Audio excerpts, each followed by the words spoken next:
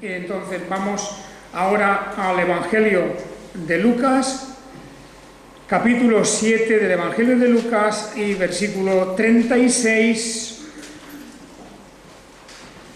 hasta el 50. Evangelio de Lucas, capítulo 7, versículo 36. Este es uno de los grandes pasajes y de las grandes historias del Evangelio. Dice: uno de los fariseos le rogó que comieran con él, y entrando en la casa del fariseo se reclinó a la mesa. Y he aquí una mujer que era pecadora en la ciudad, al enterarse de que estaba reclinado a la mesa en la casa del fariseo, llevó un frasco de alabastro lleno de perfume, y situándose detrás, llorando a sus pies, comenzó a regar sus pies con las lágrimas y los secaba con los cabellos de su cabeza, y besaba fervientemente sus pies y los ungía con el perfume. Viéndolo el fariseo, que lo había invitado, se decía: este, si fuera profeta, conocería quién y qué clase de mujer es la que lo toca, que es una pecadora. Jesús, tomando la palabra, le dijo: Simón, una cosa tengo que decirte. Él dice: di, maestro.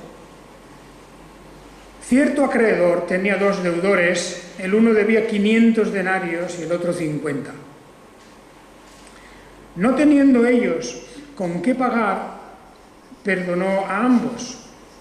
¿Cuál de ellos, pues, lo amará más?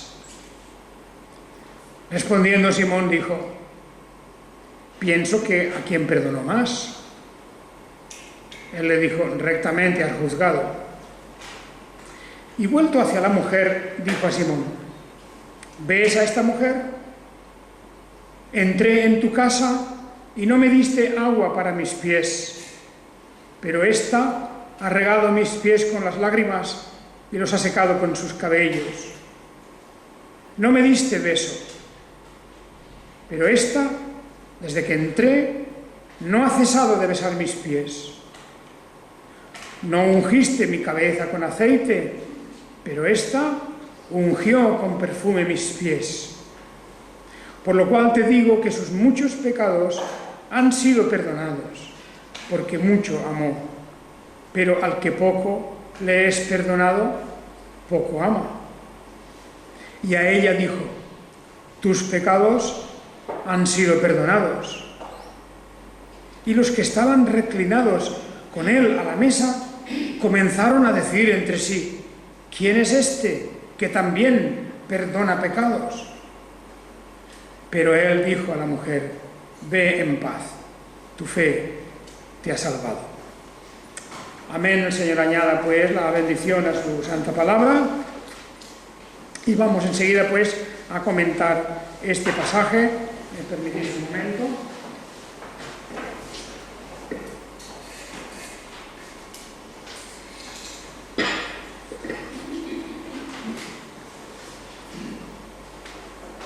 Bien, hermanos, aquí tenemos pues una historia verdaderamente emocionante, una historia muy pedagógica, historia que enseña mucho, historia que es tan actual que cada día podríamos encontrar situaciones muy parecidas, no solo ya en el mundo de las cosas de la fe y de la fe cristiana, sino que en general lo que vemos aquí es algo que lo encontramos en muchas áreas de la vida.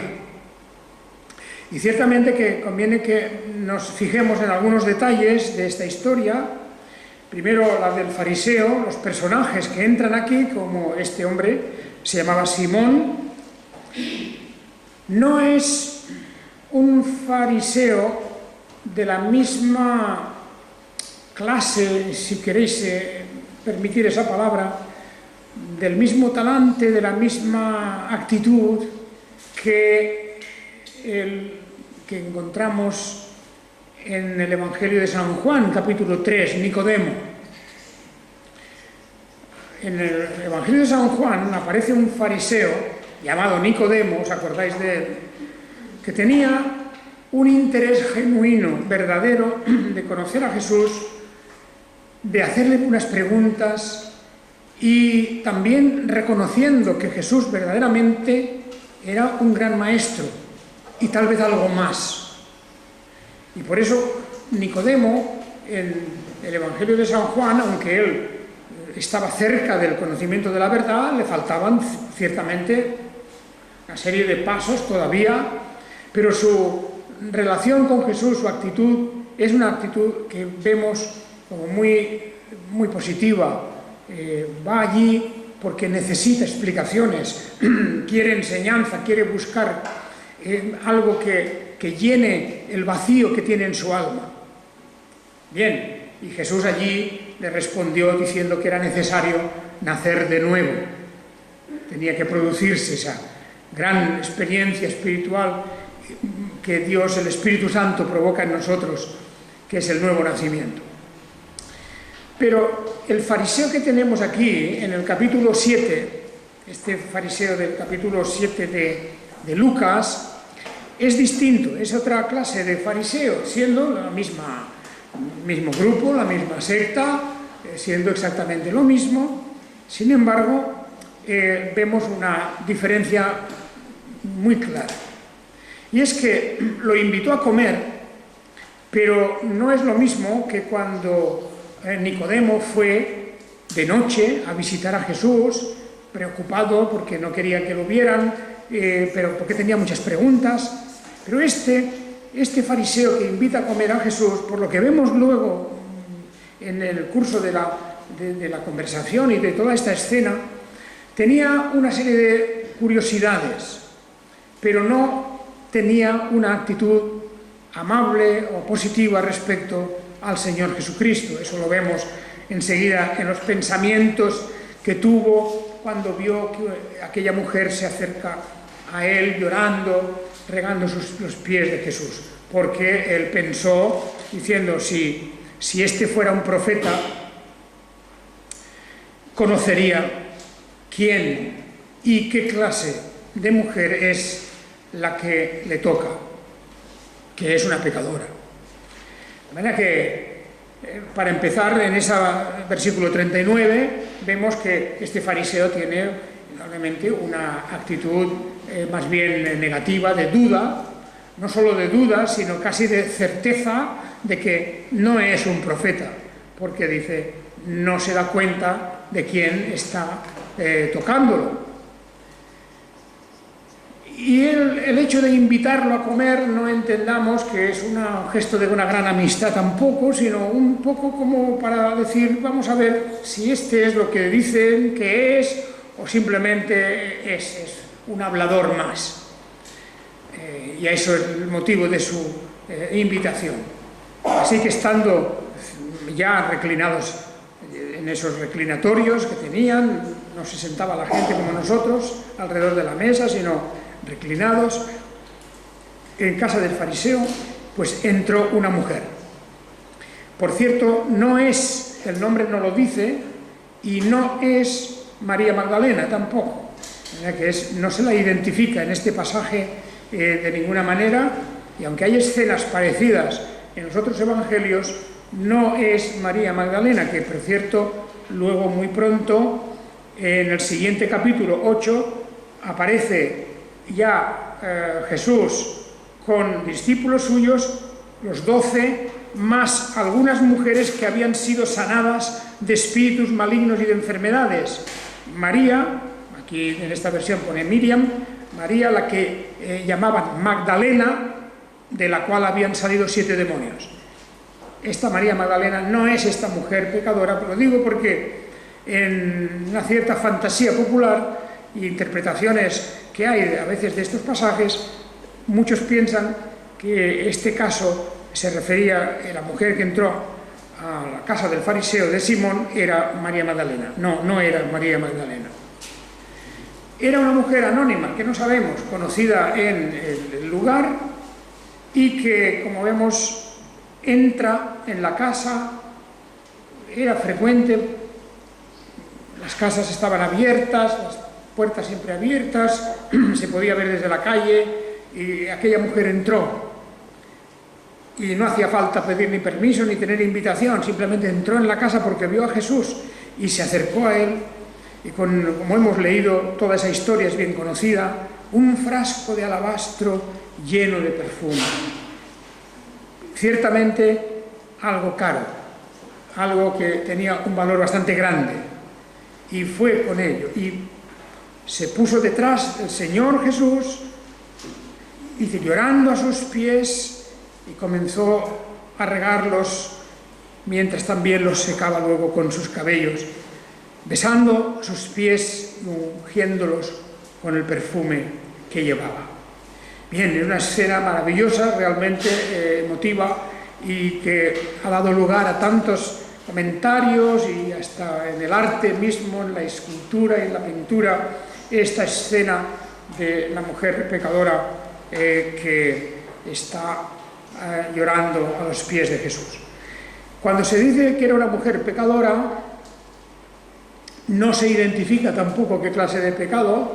Todos somos pecadores, y muchos piensan que siendo una mujer, y llamándola así, pues que seguramente se dedicaba a la prostitución o algo parecido.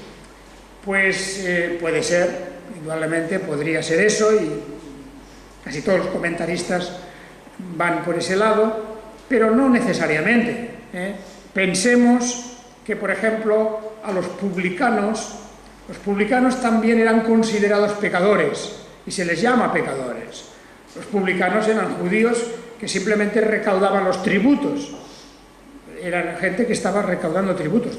Para los fariseos, ellos eran malditos, eran inmundos, eran pecadores, ¿verdad? Y claro, no se dedicaban más que a una cosa bastante normal, que era recaudar tributos en favor de los romanos, claro, por el encargo de los ocupantes, de los que habían ocupado el país.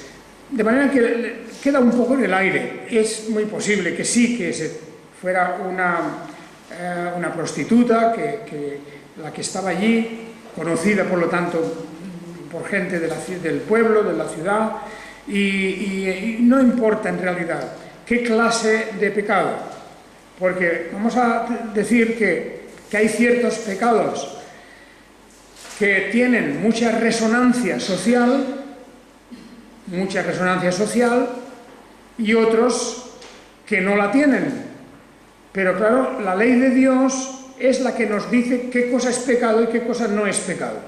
Es la ley de Dios, son los mandamientos de la ley de Dios, porque el pecado es la transgresión de la ley de Dios.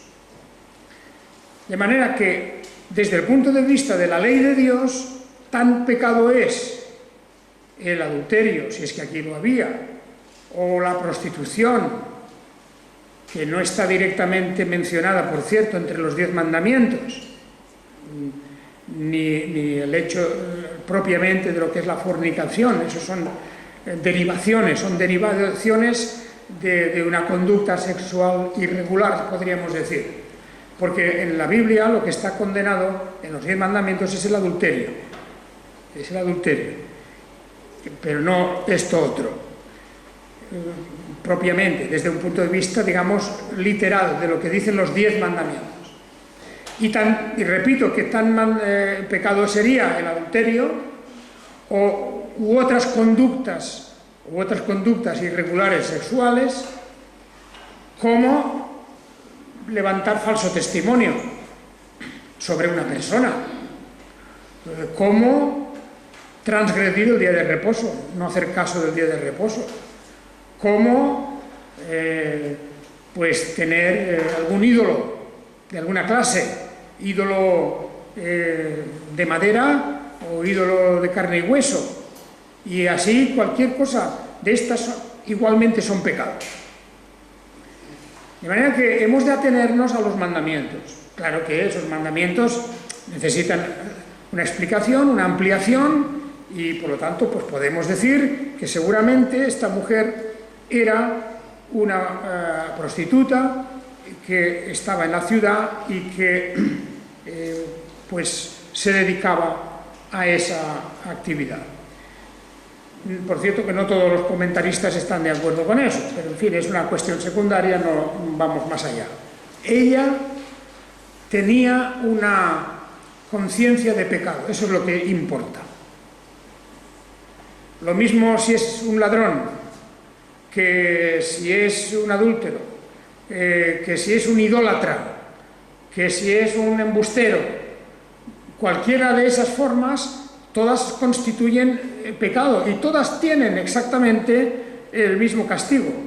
Y de parte de Dios, pues la reprensión y la condena sobre ellos es exactamente la misma.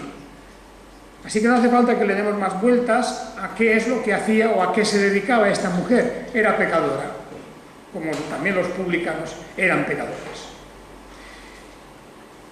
El fariseo es el que más bien nos atrae nuestra mirada, porque, como hemos dicho ya al principio, este hombre que no había invitado a Jesús con muy buen espíritu, porque sus pensamientos enseguida se notan que eran de carácter despreciativo hacia Jesús, cuando dice,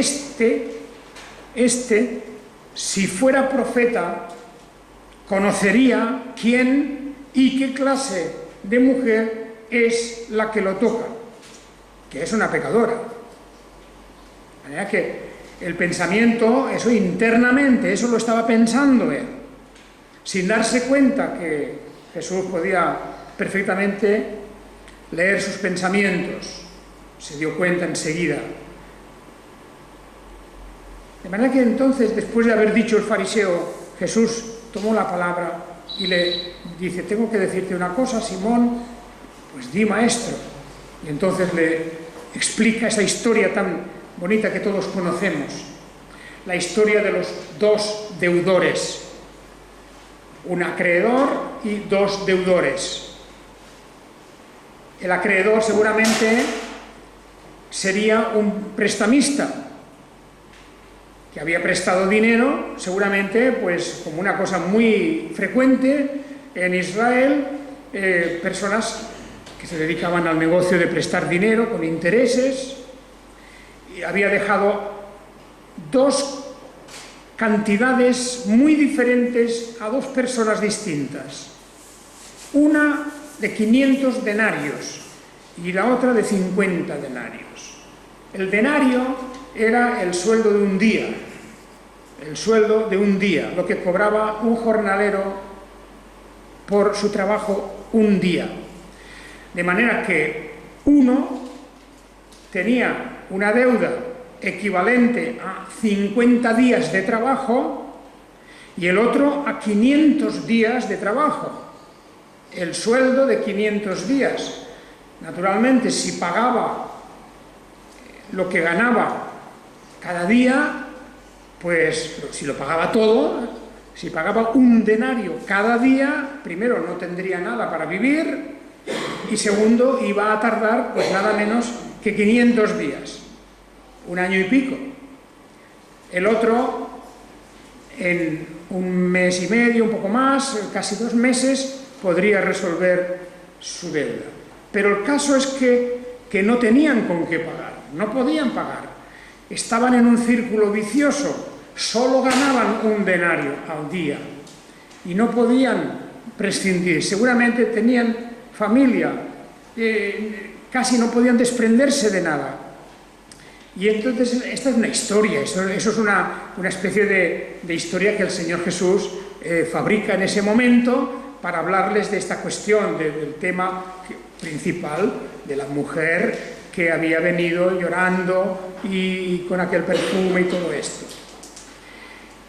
Pues, como no tenían con qué pagar, fijaos, el prestamista no los llevó a la cárcel, no los denunció, no, sino dice, perdonó.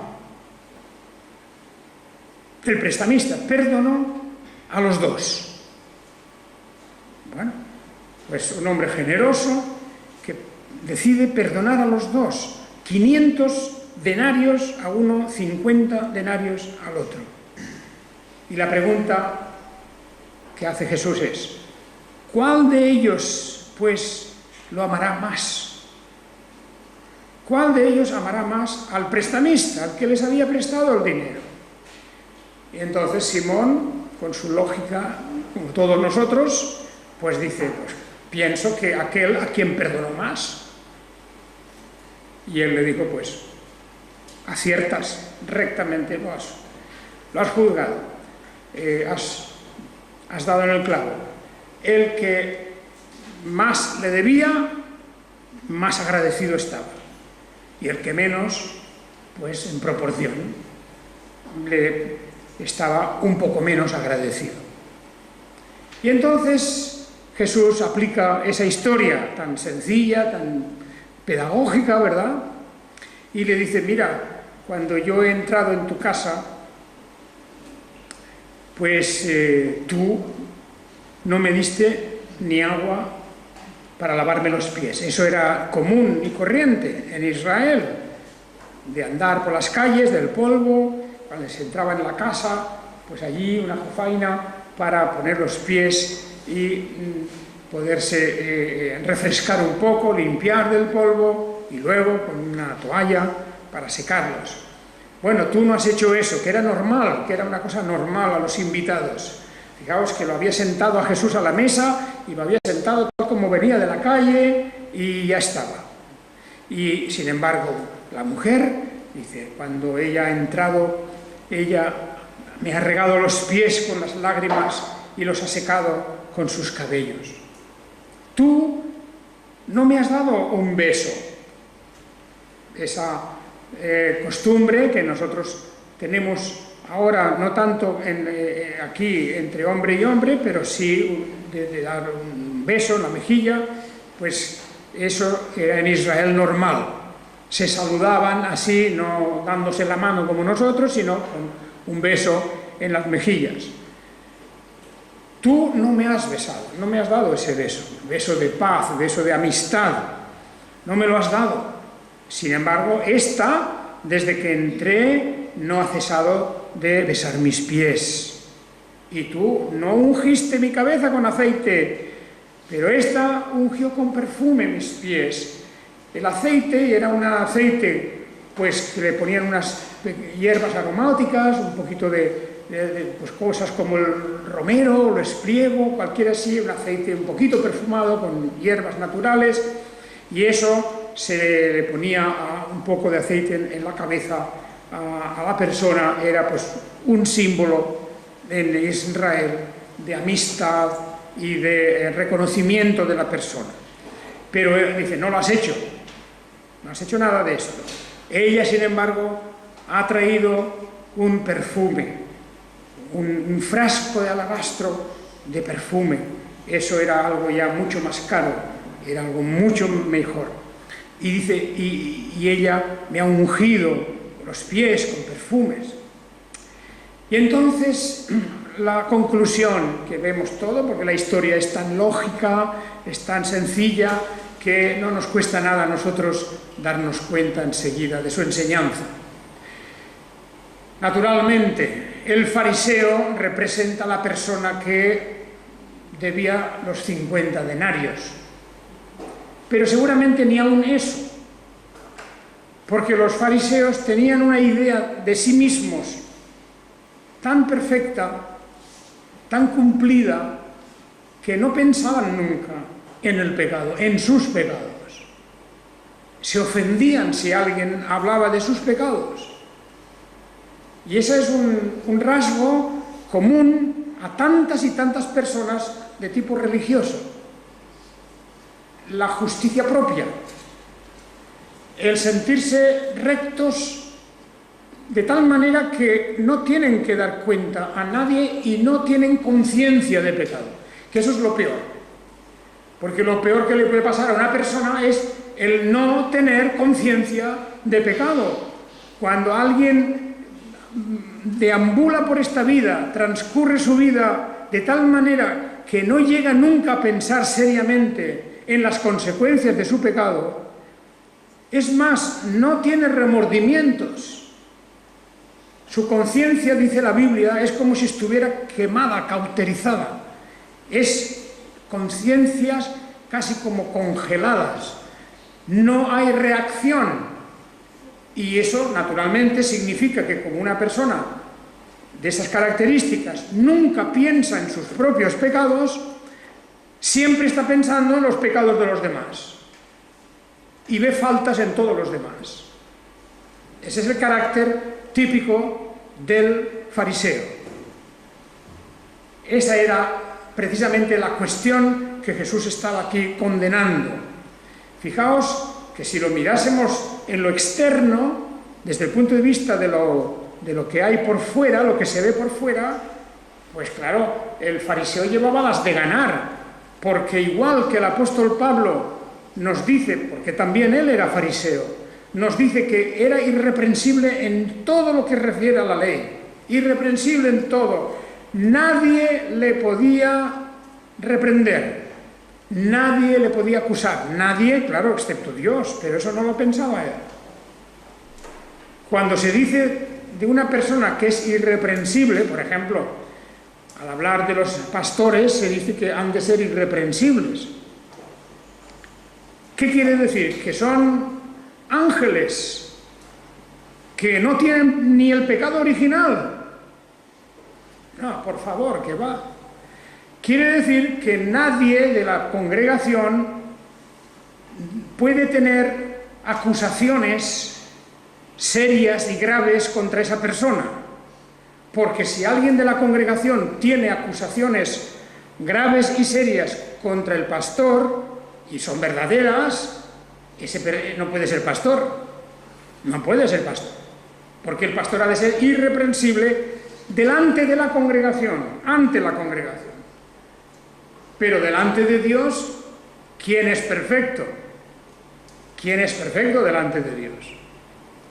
Naturalmente que todos tenemos pecados, y los pastores y ancianos y diáconos y miembros de la iglesia, todos los miembros de la iglesia, toda la comunidad cristiana, delante de Dios somos pecadores todos. Y de hecho, aunque el perdón de Dios está para nosotros también, para todos nosotros, hemos de reconocer que no estamos exentos pues de todos los pecados y de todas las formas en que el pecado se manifiesta en transgresión de la ley de Dios. Porque también la ira y la maledicencia y la envidia y el enojo y tantas otras cosas, y podríamos hacer una lista enorme, que están realmente vinculadas a los mandamientos, a los 10 mandamientos. Que recuerdo en este sentido que hay un libro precioso, yo no sé si está traducido ya o no al español, es posible que sí, que es de uno de los puritanos, de Thomas Watson, de un puritano del siglo XVII, Thomas Watson, que es un comentario sobre los 10 mandamientos. Este fue, creo yo, el primer libro de los 3 que escribió Thomas Watson. Es el primer libro de los puritanos que cayó en mis manos. Pues cuando tenía yo 20 años a lo mejor, una cosa así. Y la verdad es que es una maravilla, porque es un análisis de los 10 mandamientos y diríamos que no hay por dónde escapar, porque nos muestra cómo esos 10 mandamientos, bien entendidos, se ramifican porque el mismo Señor Jesucristo dice, bueno, pues aunque uno dice yo no he matado nunca a nadie, pero hay ira, la ira, el odio, la envidia y sentimientos de malquerencia, todo eso es igual, es asimilable al matar. Porque lo que la Biblia nos manda, la palabra de Dios nos manda, es que amemos al prójimo como a nosotros mismos. Así que, indudablemente, a estos fariseos que se tomaban la ley de Dios muy al pie de la letra, pues decían, la ley dice no matarás, yo no he matado, por lo tanto, no soy culpable de esto. Ellos no, ahí no contaban el odio, no contaban la envidia y los malos sentimientos hacia el prójimo, ¿no? Eso no lo contaban. No lo contaban. Solo decían, matar no he matado. ya está. Trabajar el día de reposo, no he trabajado. Por lo tanto, tampoco. Pero no contaban otras cuestiones. Por ejemplo, cuando les interesaba, como el Señor Jesús les hace ver en sus intereses, cuando si un animal tuyo en el campo se cae en un hoyo, no irás a sacarlo de ahí, no irás a hacer fuerza y tirar de él, pues eso es trabajo, ¿verdad? Pero ellos no lo consideraban así. Bueno, la postura de los fariseos, por lo tanto, es la de los que pensaban, si le debo algo a Dios, si debo algo a alguien, es muy poco. Es muy poco. Y la mayor parte de los fariseos, como Pablo nos dice claramente en su carta a los filipenses, la mayor parte de ellos no tenía conciencia de pecado.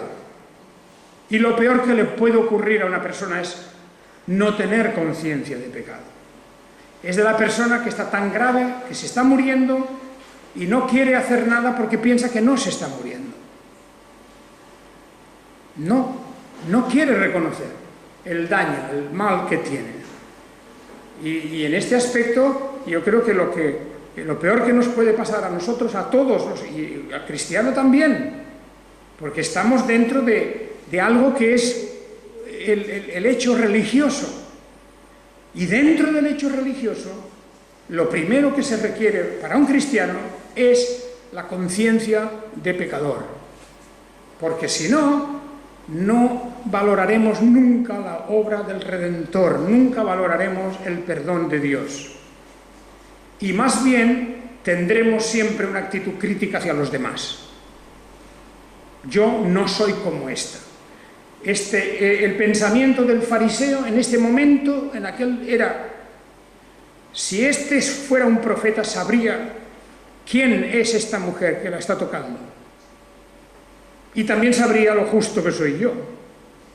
Qué diferencia, qué gran diferencia.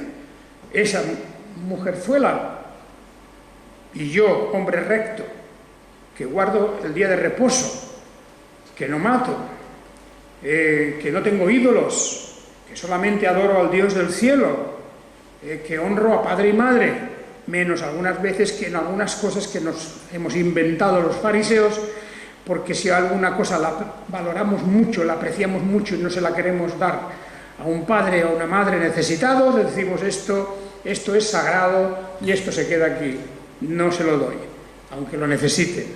Bueno, hace de todo, lo cumplen todo. El Pablo, Saulo de Tarso, fariseo, en cuanto a la ley, irreprensible. Nadie le podía acusar de ser transgresor. Bien, con todo esto llegamos al final de la historia. Vista la diferencia de tratamiento que uno y otro han dado a Jesús, la frialdad del fariseo, que le había invitado no porque tuviera un interés espiritual, le había invitado por la curiosidad de saber quién era aquel hombre, de quién se hablaba tanto. Y el otro lado, la mujer. Pues visto esto, ¿qué es lo que responde al final Jesús? Se vuelve hacia el fariseo, dice: tú ni me diste beso, no ungiste mi cabeza, pero esta, mira lo que ha hecho, con sus lágrimas, con sus cabellos, con este frasco de perfume que ha traído. Y por eso te digo que sus muchos pecados han sido perdonados, porque mucho amó. Pero al que poco le es perdonado, poco ama. Y qué sentencia, ¿verdad? Qué sentencia tan completa y tan lógica. Le habían perdonado 50 denarios a uno y al fin y al cabo diría: bueno, pues gracias, adiós. 50 denarios, pensaba yo, algún día los podré pagar. Tal vez, no le preocupaban mucho los 50 denarios. Pero el que tenía la deuda de 500 denarios, ese estaba ahogado. no podía salir, estaba en un círculo vicioso, no podía cumplir, y por lo tanto estaba angustiado, se sentía como la persona responsable, que tiene una deuda que no puede pagar y que está realmente, no solo ya de los nervios, es que no duerme, porque es una persona responsable. Lo mismo el pecador, la persona que reconoce sus pecados, sabe sus pecados, que no tienen por qué ser los mismos que los de esta mujer. La soberbia, el orgullo, las envidias, las acusaciones falsas, el mirar al prójimo con desprecio, todas esas cosas y más son pecado que mucha gente no cuenta como pecado. Y muchos cristianos no lo cuentan como pecado. Y ojo, porque el más invisible de todos, que es la envidia y el orgullo, la soberbia, que es de los que más aborrece el Señor. Nosotros pensamos, yo creo que gracias a Dios no lo pensamos, pero son muchos los que pensarían que el pecado de aquella mujer era el peor de todos. A los ojos del Señor Jesucristo, a los ojos de Dios, el pecado peor de todos es la soberbia, es el orgullo, es la superioridad moral que uno piensa que tiene respecto a otros. Eso. Y cuando eso se encuentra en un cristiano, eso es una contradicción tan grande, tan enorme, que el juicio de Dios sobre las personas llenas de soberbia ha de ser un juicio terrible. Así que el Señor dice, volviéndose a la mujer, tus pecados han sido perdonados. Y eso ya fue la última gota que colmó el vaso del asombro y también de la ira de estos que estaban allí sentados, porque habían otros fariseos, habían otras personas, otros hombres sentados a la mesa con el llamado Simón. Y por eso dice, los que estaban reclinados con él a la mesa, del versículo 49, comenzaron a decir entre sí, ¿quién es este? ¿Quién es este que también perdona pecados? ¿Cómo puede un mero ser humano, por muy profeta que sea? Porque ¿quién de los profetas ha dicho nunca, tus pecados te son perdonados? ¿Quién puede perdonar pecados sino solo Dios? Eso era la correcta teología y la correcta interpretación bíblica. ¿Quién puede perdonar pecados sino solo Dios? Pues esto, la respuesta de Jesús le dijo a la mujer, ve en paz, tu fe te ha salvado.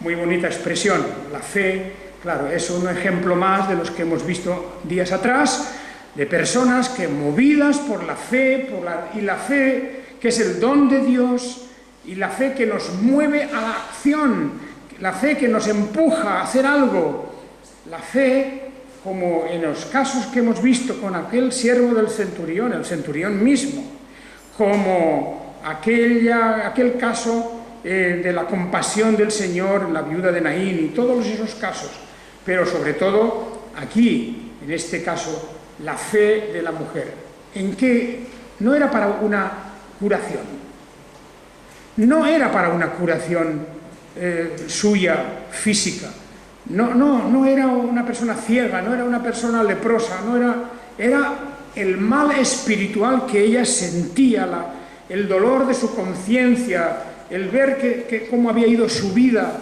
todo eso, dice, solamente lo puede arreglar alguien, y es Dios mismo. Y tiene que perdonarme. Y se acercó a Jesús pidiendo un perdón, en realidad. No quería hacer otra cosa.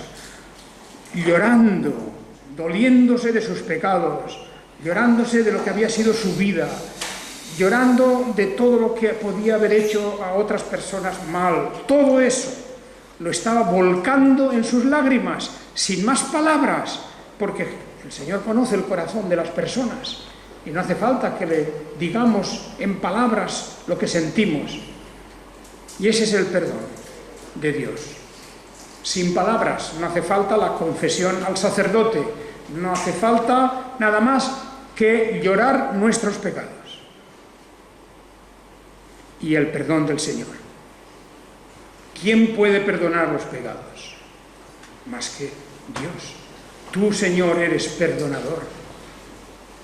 Y esa es la misericordia y la gracia de Dios, la abundancia de su gran amor hacia nosotros, que cuando nos ve llorando por nuestros pecados, viene a decirnos, consolándonos, no llores más, tus pecados son perdonados, nunca más volveremos a hablar de esto. Ese es el verdadero amor del Señor. Que Él los bendiga a todos. Amén.